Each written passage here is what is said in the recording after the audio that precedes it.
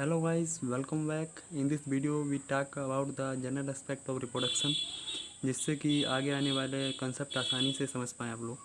In this lecture we talk about the definition and basic need of reproduction and types of reproduction and that is asexual and sexual reproduction.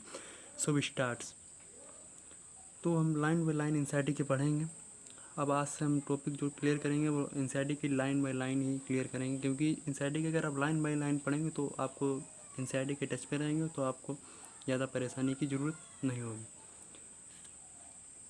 Reproduction is a biological process. Reproduction एक biological process होता है, ठीक है, जो biology से related होता है, उसको हम बायोलॉजिकल प्रोसेस बोलते हैं. तो रिप्रोडक्शन भी एक बायोलॉजिकल प्रोसेस है in which an organism give rise to young ones offspring similar to itself. इनमें क्या होता है, कोई भी ऑर्गेनिज्म मतलब एक ऑर्गेनिज्म अपने ही जैसे एक ऑफस्प्रिंग को देता है, ठीक है, इस रिप्रोडक्शन के अंतर्गत, रिप्रोडक्शन प्रोसेस के अंतर्गत. पर यहाँ से लेकर ऑर्गेनिज्म से लेकर इटसेल्फ तक ये लाइन थोड़ी मुझे कंट्राडिक्टरी लग रही है, क्योंकि organism give rise to young ones similar to itself. मतलब ये बात एसेक्सुअल रिप्रोडक्शन में तो सही है, क्योंकि इसमें सिंगल पेरेंट्स की ज़रूरत होती है, जेनेटिक रिकम्बिनेशन नहीं होता, क्योंकि गैमेट्स का फ्यूजन नहीं होता. पर in case of sexual reproduction ये लाइन बिल्कुल सही नहीं है, क्योंकि इसमें दो पेरेंट्स की ज़रूरत होती है, गैमेट्स का फ्यूजन होता है, जेनेटिक रिकम्बिनेशन होता है, वेरिएशन आ जाता है, इसीलिए ये लाइन थोड़ी कंट्राडिक्टरी है, ठीक है. The offspring grow mature and turn produce new offspring. Offspring क्या होती है, ग्रो करती है, मेचर होती है, ठीक है, उसके बाद ऑफस्प्रिंग ग्रो हो जाती है, फिर मेचर करती, मेच्योर होती है, फिर उसके बाद रिप्रोडक्शन होता है, मेच्योर के बाद मेचुरेशन के बाद रिप्रोडक्शन होता है, फिर वही ऑफस्प्रिंग एक और न्यू ऑफस्प्रिंग को दे देती है. मतलब ऐसे एक साइकिल चलती रहती है. उसके बाद लिखा है there is a cycle of birth growth and death. Birth growth एक लाइन एक वर्ड छूटा है, reproduction, birth growth reproduction and death. And की जगह पर रिप्रोडक्शन होना चाहिए, मतलब ऐसे भी सही है, पर थोड़ा आप कर लेंगे तो अच्छे से लगेगा. बर्थ होनी है, बर्थ एक साइकिल चलती रहती है, हर ऑर्गेनिज्म में साइकिल होती है, बर्थ तो होना ही है. उसके बाद बर्थ के बाद ग्रोथ, उसके बाद रिप्रोडक्शन होता है, बर्थ ग्रोथ के बाद मैचुरेशन आता है, उसके बाद रिप्रोडक्शन होती है, उसके बाद डेथ. ये साइकिल चलती रहती है.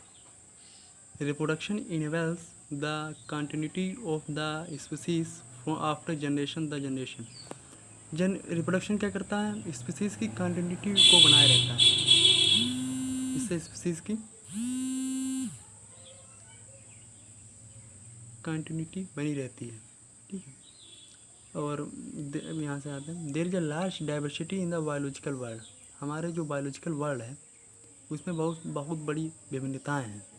ईच ऑर्गेनिज्म है इट्स आउन मैकेनिज्म. मतलब हर ऑर्गेनिज्म का एक अपना मैकेनिज्म है, कैसे वो मल्टीप्लाई करेगा, कैसे वो रिप्रोडक्शन करेगा, कैसे वो ऑफस्प्रिंग को प्रोड्यूस करेगा, ठीक है. द ऑर्गेनिज्म हैबिटेट, जो ऑर्गेनिज्म की हैबिटेट होती है, मतलब रिप्रोडक्शन करने का जो मोड होता है वो ऑर्गेनिज्म के हैबिटेट पे डिपेंड करता है, इंटरनल फिजियोलॉजी पे डिपेंड करता है, सेवरल अदर फैक्टर्स पे डिपेंड करता है. आप चिंता मत करिए, मैं आपको नोट्स दूंगा इसके आखिर में जब ये लेक्चर ख़त्म हो जाएगा, ठीक है. Based on the whether there is a participation of one organism और two in the process of reproduction. मतलब अगर इस बेसिस पे हम देखें कि ऑर्गेनिज्म के रिप्रोडक्शन में कितने लोगों का पार्टिसिपेशन है, तो हम दो कैटेगरी में रिप्रोडक्शन को बांट सकते हैं. एक तो एसेक्सुअल रिप्रोडक्शन है, सेक्सुअल रिप्रोडक्शन है. सेक्सुअल रिप्रोडक्शन में क्या करता है, मैं थोड़ा आपको एनसीईआरटी पढ़ लेना बात को मैं बता दे रहा हूँ. एसेक्सुअल रिप्रोडक्शन में सिंगल पेरेंट्स की ज़रूरत होती है, सिंगल पेरेंट्स से ऑफस्प्रिंग बनती है, तो उसमें गैमेट्स फ्यूजन नहीं होता है, ठीक है. तो इसमें गैमेट्स का फॉर्मेशन नहीं होता है, लिखा होगा गैमेट्स का फॉर्मेशन नहीं है, इसमें सिंगल पेरेंट्स की ज़रूरत होती है.